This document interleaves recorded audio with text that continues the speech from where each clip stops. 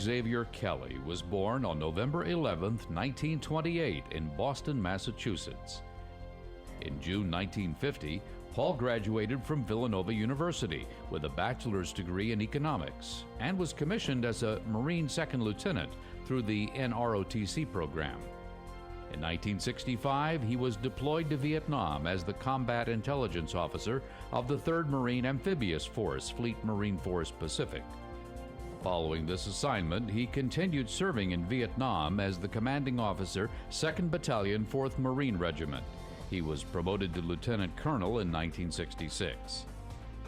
In 1970, after a short assignment at Marine Corps Headquarters, where he served as military assistant to the Assistant Commandant, General Lewis W. Walt, his longtime mentor, Kelley was promoted to Colonel and reassigned to Vietnam, where he commanded the 1st Marine Regiment, 1st Marine Division. This division was the last Marine ground combat unit to leave Vietnam. Reassigned to the Washington area, Kelley served as the Chief, Southeast Asia Branch, Plans and Policy Directorate. Following his promotion to Brigadier General in 1974, he served as the Commanding General, 4th Marine Division. In June 1975, Kelley was assigned to the Marine Corps Combat Development Command and the Marine Corps Training and Education Command at Quantico. He assumed the duties as Director of the Development Center, then as Director of the Education Center. In June 1976, he was promoted to Major General. 2 years later, Kelley served as Deputy Chief of Staff for Requirements and Programs at Marine Corps Headquarters. After his promotion to Lieutenant General in 1980, Kelley was appointed by the President as the first commander of the Rapid Deployment Joint Task Force, which later became the U.S. Central Command. In July 1981, Kelley was promoted to General and assumed duties as Assistant Commandant of the Marine Corps and Chief of Staff. He assumed his final office as the 28th Commandant of the Marine Corps in 1983. To this day, Kelley remains the youngest Marine to be promoted to the rank of General. General Kelley has earned numerous decorations for service and valor, including Distinguished Service Medals from the Department of Defense, Navy, the Army, and Air Force, the Silver Star Medal, 3 Legions of Merit with Combat V, 2 Bronze Star Medals with Combat V. He was a Marine Corps parachutist and U.S. Army Master Parachutist. Kelley even earned the designation as a Surface Warfare Officer while wearing 4 stars, an accomplishment he is extremely proud of. In 1989, General Kelley joined the Washington, D.C. public policy firm Cassidy & Associates, where he would later become vice chairman. From 1989 to 1994, and again from 2001 to 2005, he served as chairman of the American Battle Monuments Commission. He was responsible for the design and construction of the Korean War Veterans Memorial and the legislation, construction, and dedication of the National World War II Memorial. Kelley has served on the boards of numerous organizations, and he continues to serve as the co-chairman of the Energy Security Leadership Council for the Securing America's Future Energy Coalition. He is also chairman of the Advisory Committee on the Dwight D. Eisenhower Memorial. In addition, Kelley serves as a trustee of the United States Navy Memorial Foundation. Reflecting on his career, General Kelley states that his most meaningful accomplishments were establishing U.S. Central Command and building the World War II Memorial. General Kelley is the beloved husband of 62 years to his wife Barbara, and enjoys a close relationship with his daughter Chris, son-in-law John, and granddaughter Alexandra. A distinguished leader in the Marine Corps, business, and public service. The United States Navy Memorial presents the 2013 Lone Sailor Award to General Paul X. Kelley.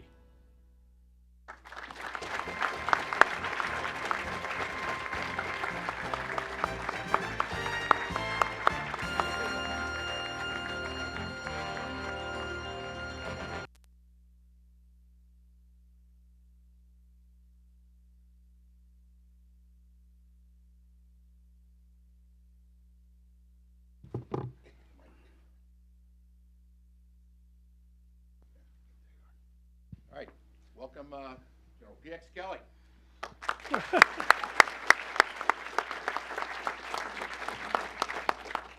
When I heard all of these comments, I said to myself, who the hell is this guy? The truth of the matter is that I am the son of an Irish immigrant who, when she was 12 years old, got on an immigrant ship in Ireland and went across the Atlantic Ocean and landed in a place called Boston. Now, if things were going to go well, when she landed in Boston, she would meet her brother, because that's the way the Irish moved, one at a time. She became a librarian, and an excellent one. She had 3 degrees in library science, but at the start of World War I, she went to Camp Davis in Massachusetts, and she met a handsome young lieutenant named Albert J. Kelley. And he went off to France and then found with the Army of Occupation in Germany. And he came back and he searched for her and couldn't find her. But then after several years, he found her. They married, and they had 4 children. And the 4 children were kind of, with the exception of me, kind of superstars.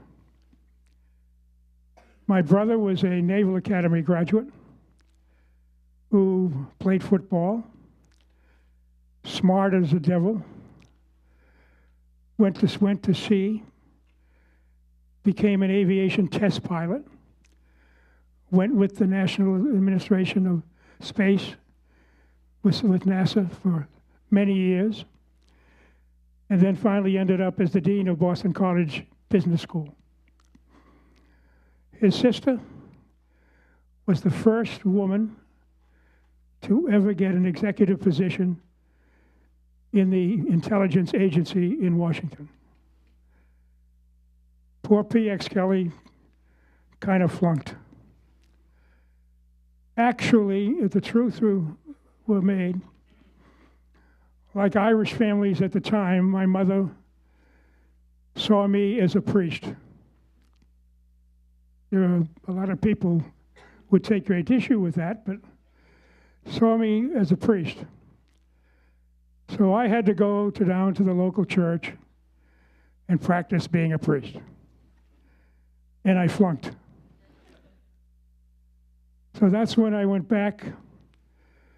I went back to school, graduated from high school. And this is a very kind of interesting sidebar story. My mother found out that there was a new thing called the GI Bill of Rights. And for that, for every 1 year you served on active duty, you got a year of college. So I said, wow, that's for me. So I went down to the recruiting station on South Station in Boston and talked to the sergeant, Marine Corps sergeant. He led me in to see the Marine Corps officer. And that weekend, I signed up and I became a United States Marine. I went on a little vacation down in Cape Cod, sort of spreading some wild oats and other things, but I went down to Cape Cod, and when I came home, my sister was laying in wait for me, and she said, "Where have you been?" And I said, "None of your goddamn business."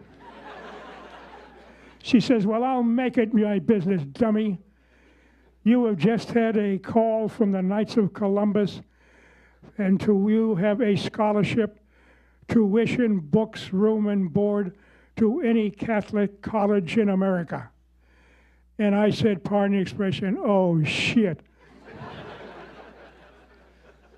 So the next morning, thank God there were no computers and all those fancy gadgets. The next morning, I went down to the recruiting station. And I talked to the recruiting sergeant. He had no mercy at all.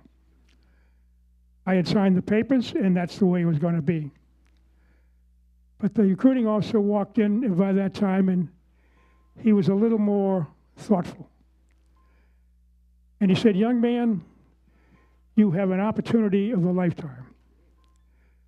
You have an opportunity for college, but there's going to be a new program called the NROTC, Navy Reserve Officers Training Corps, and I just asked if you take a quick look at that." So I did. We went down to Villanova, and I graduated from Villanova. Our service in the military is a very unique service in some respects. That in truth of matter, that I served with the Army, as was mentioned at Fort Benning, the Navy. I served on the Charlie Able 139, the USS Salem, out of Boston. And then I saved with the Marine Corps. So I had them all. Not to suggest that I did well with them all, but I had them all.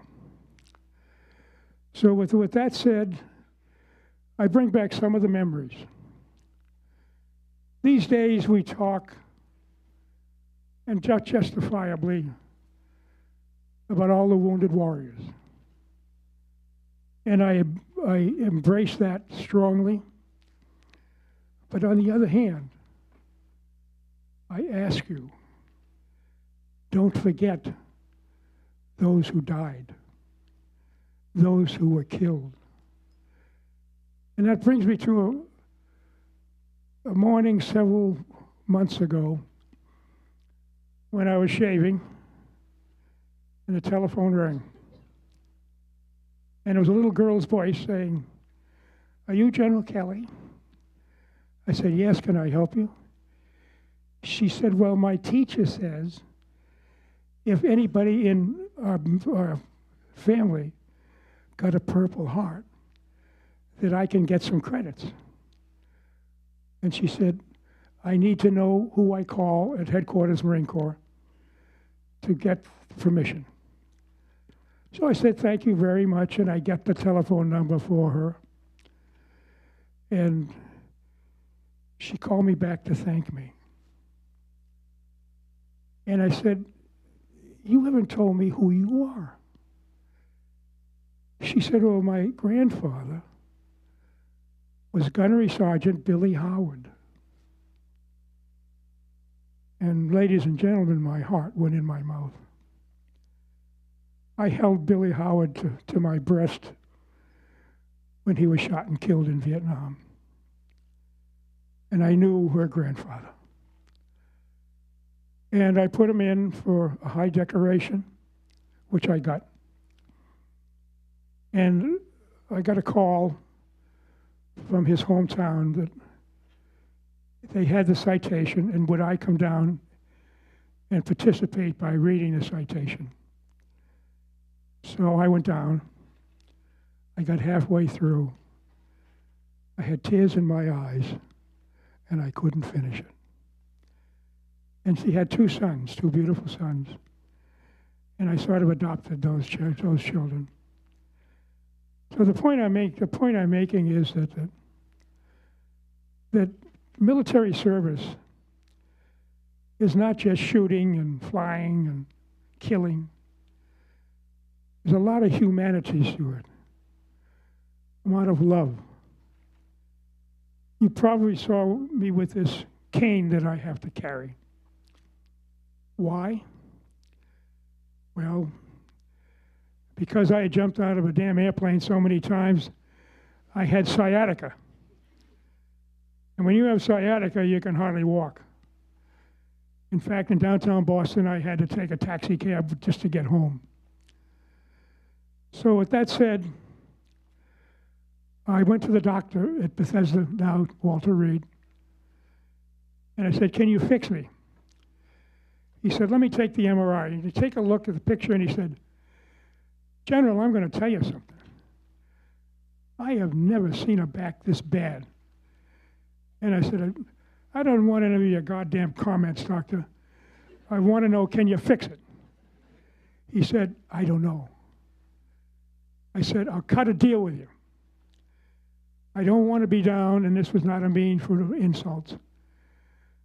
I don't want to recuperate on the second floor with all the admirals and generals. I want to be up with the young kids coming back from overseas, working with them. And I got to tell you, ladies and gentlemen, they had a ball. They had a 4-star general that they were pushing around. Come on, General, you can do it. You can do it. And so when I left, they gave me this cane. It's one of a kind, and I treasure it. But to go back to the Marine Corps, I was the most fortunate commandant probably in the history of the Corps. My president was Ronald Reagan, and I mean that very sincerely. And Ronald Reagan and I became friends. But the real test of association and friendship is in emergencies and strife and stress. So one night in the commandant's home, I had my granddaughter, and I had to sleep in the guest bedroom because she had heard that there are ghosts in the White House, in the commandant's house. And she was afraid of that, and so she asked me to come sleep with her. So the telephone in my bedroom, the master bedroom, rang. My wife took the call, and she said, I think you better take this call. And it was the command center telling me that they had just had a report of a major explosion in Beirut, Lebanon, with the numbers that staggered me of those they thought were dead. And so, without a question, the next morning, the first call was from our president. He said, we're going to have a national security meeting, and I want you there. So I came, or went. We had 2 meetings that day. And he said, I want to talk to you. He said, I want to send you to Beirut as my personal representative. I'm going to give you Air Force 2, and I give you all of the authority that goes with that dedication. So the next morning, I took off with a very, very small staff. But we arrived in Frankfurt, Germany, and we couldn't go any further because you couldn't take a plane into Beirut at night. So I arrived in Frankfurt, Germany, and the next morning the nurse said, you know, we've got a lot of wounded here. Would you like to visit with them? I said, would I like to visit with them? I would love to visit with them. So we went down the lines and we visited. But then she said, there's one in intensive care. And General, there's probably no sense in visiting him. He's just not with it. And I said, can I visit him? So we went to see him. And his name was Jeffrey Nashton, Sergeant Jeffrey Nashton. And he was blinded by concrete dust and things like that. And I said, Sergeant Nashton, this is General Kelley, your commandant. And he put his hand out. He couldn't see. And he felt my hands. And he worked his fingers up, and he counted 4 stars. And then he made a motion about he wanted to write. So the nurse put a pencil in his hand, and he wrote. And you know what he wrote? Semper Fi. Semper Fi. It took the house down. Semper Fi. I went out and told that story to the press with tears in my eyes, I went to Beirut, got in the Air Force Two, went to Beirut. I took those stars off because they didn't belong to me anymore. They belonged to Jeffrey Nashton. And I took them off, tucked them in my kit bag. And when I came back, my wife and I had a freezer box, shadow box made, and to Jeffrey Nashton and his beautiful wife represented of my 4 stars and the words Semper Fi.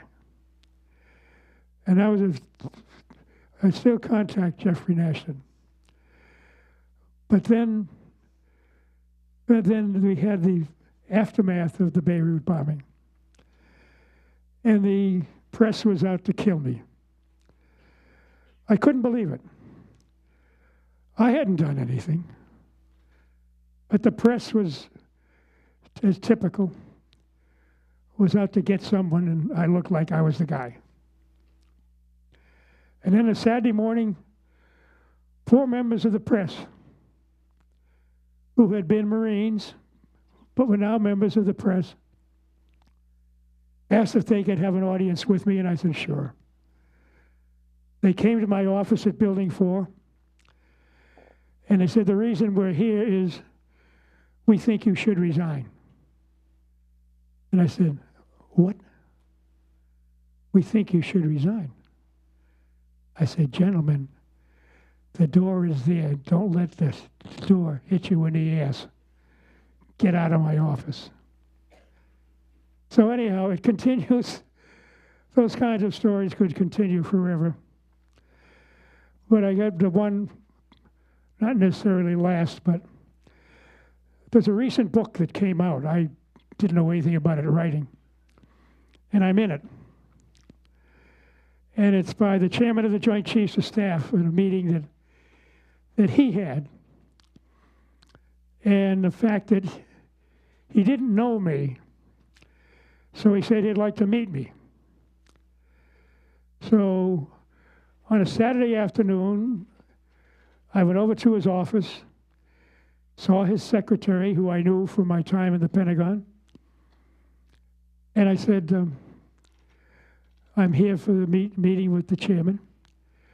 Oh, she said, the chairman is got an important meeting. I found out that the important meeting was a handball court, but he's got an important meeting. We'll have to put you on hold. And I said, well, how long is that going to take? They said, oh, probably a couple hours. Is there a problem? Now, this is in the book. I said, yes, there is a problem. I promised my granddaughter I was going to take her to see Snow White and the 7 Dwarfs, and I'm going to take my granddaughter to see Snow White and the 7 Dwarfs. And so that's stunned the chairman. And he told me at another meeting he didn't like my chatting and talking and whatever the hell it was. But what I wanted to, and I can leave you with this, the night of my investiture as the Commandant of the United States Marine Corps, a job which I never thought I was capable of doing. Of that night, Ronald Wilson Reagan took off from Camp David and with Mrs. Reagan came to the ceremony. Now, the first event had the coming into the house to meet with the people and meet with the seniors and do all of those good things. And my little granddaughter was standing over in the corner. And Nancy Reagan went over and said, how are you?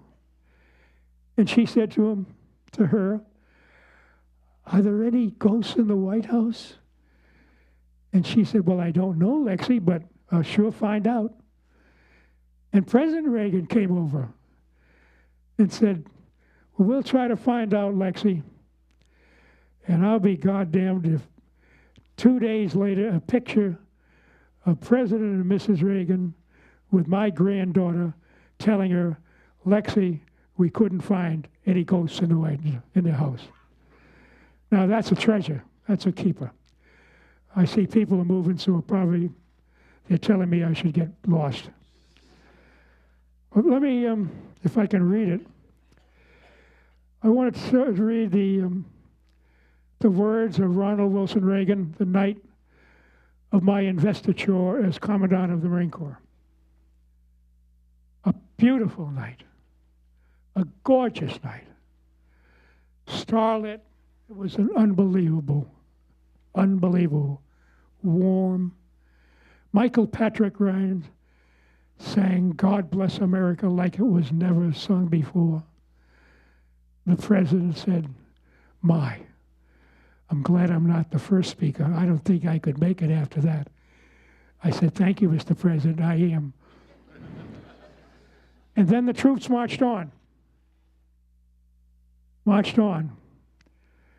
And General Reagan, President Reagan said in a low voice, and who would ever want to send young people like that off to war?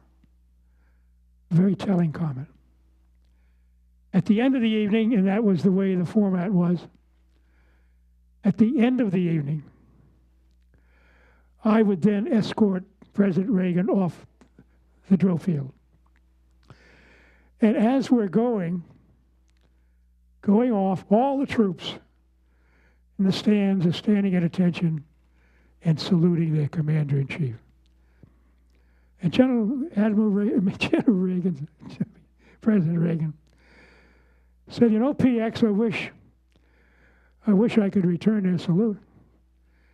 And I said, Mr. President, you are our commander-in-chief. That would be a very appropriate thing to do. Now, ladies and gentlemen, tickle your memory. From then on, every president has saluted Air Force One. And that started with Ronald Wilson Reagan. So I leave you with if I can read it, of the message that General Reagan gave to the Marine Corps the night I became the Commandant. And he said, General, on behalf of all Americans, I want a message sent, if I can read this now, sent to your Corps. To every member of your Corps in every clime and place, whether we're at Semper Fi, a way of life. General, tell it to the Marines, whether they're in camouflage, dress blues, greens, combat utilities. Tell them that their service is perfect. Tell them that they're the best in the country, and thank you, and God bless America. And so I say to all of you, you may want to have a question or two, but that God bless America. There's so many wonderful people out there where sometimes we get maudlin when we see all of the television and Riley this and Riley that and who that and who that. And I think sometimes we're better off when we did have a lot of that. We could sit and probably pray. But the one thing I leave you with, if you haven't done it, I think you should. Probably one of my greatest accomplishments, because my father died in World War II, was to build a World War II memorial. I have never had such emotion as on the day that we dedicated it. And I stood in front of the President of the United States, George W. Bush, and I said, Mr. President, on behalf of the American Battle Monuments Commission, it is my highest honor to present to you and this great nation the National World War II Memorial. I thank you for all of your patience, And thank you, and God bless America, the land of the free.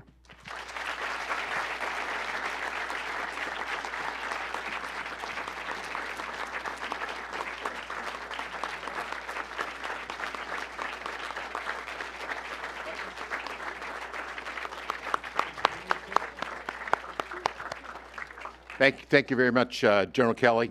Please be seated. The General's spoken here at a number of conferences, and when I ask him to do it each year, he says, "Why the hell do you want me to come over here?" Well, now you know. So thank you, General, for being with us again. We have a couple of hundred future officers here. Any questions from you young people for one of the great living military leaders? I know one great naval academy. Oh, no, this is a good one. Well, maybe. During the Vietnam War, that the number of midshipmen wanting to be Marines dropped considerably because the casualties were very, very high. So the Commandant of the Marine Corps asked P.X. Kelley and our first black aviator, Frank Peterson, to go to the Naval Academy, and sort of pump them up, tell them about how good the Marine Corps is, et cetera, et cetera, et cetera. So Frank and I went. And they took us down to I forget the name of the hall now for food. Bancroft Hall, I think it is. Is that correct? Bancroft Hall? Right. Took us down to Bancroft Hall. And we were eating. And one of the other guests was, and I'd never heard of him before, I've heard of Dizzy Dean, the baseball player. But his brother Daffy Dean was there. I didn't even know there was a Daffy Dean. So suddenly it broke into not a question, but a comment, that Midshipman Butch Keyser, have you ever heard of him? Any Naval Academy? Butch had challenged General P.X. Kelley to an Indian arm wrestle, best 2 out of 3 falls. Well, I'm going to tell you with a brag story. In Vietnam, there was nobody that put me down, that I always won. But up came this kind of scrawny guy, Butch Keyser. And we started. And it went. And it went. And it went. And finally, he put me down. Now, what the Naval Academy didn't tell me was Butch Keyser just got the silver medal in wrestling in the Olympics. So we would talk about sandbagging. So anyhow, but Butch Keyser and I became good friends. But then the other day, and then I'll change, this is the end. Frank Peterson, who I mentioned as the other individual, was a black aviator who I helped become a general. In fact, quite a bit. And we had a ceremony at Bancroft Hall that it was the finest I have ever seen in my life. Frank Peterson was the great Marine. Black? Sure. So what? He was a Marine aviator. There were no kinds of prejudices in my Marine Corps. But Frank died, and I got to tell you, everybody, the Commandant of the Marine Corps, the Chief of Naval Operations, they all came out to pay homage to Frank Peterson. So I say to you now that God bless you. God bless this great country. This great country. The land of the free, but only as long as it remains the home of the brave. Thank you.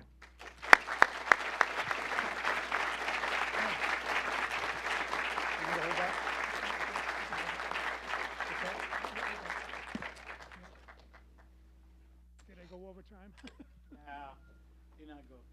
You want him to take out, is there another question? Is there any questions? Are there any questions? We have one right here.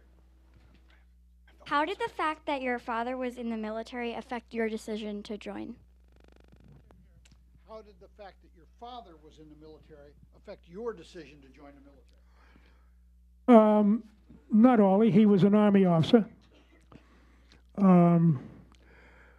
I was kind of thrown into my status because when I went to Villanova, we had the NROTC. We didn't have an Army Reserve. I think they have one now, maybe, I'm not sure. So my brother, being in the Naval, being a Naval Academy graduate and a great football player, I might add, my brother was one who convinced me that I should go in the Navy to NROTC, Navy ROTC, regular. Now, when you go regular, that means when you're I guess a sophomore, you have to make a decision. Do you want to go Navy or do you want to go Marine Corps? Now, if you go Navy, you go to sea for 2 years. If you go Marine Corps, you go to some place called Quantico, Virginia. Well, I was madly in love with this beautiful lady who I married. And there was nowhere in the world that I was going to go to sea right after I got married. So that was my inducement, so to speak. Anyhow, I probably talked too long. Thank you very, very much. Thank you, General. Thank you very much.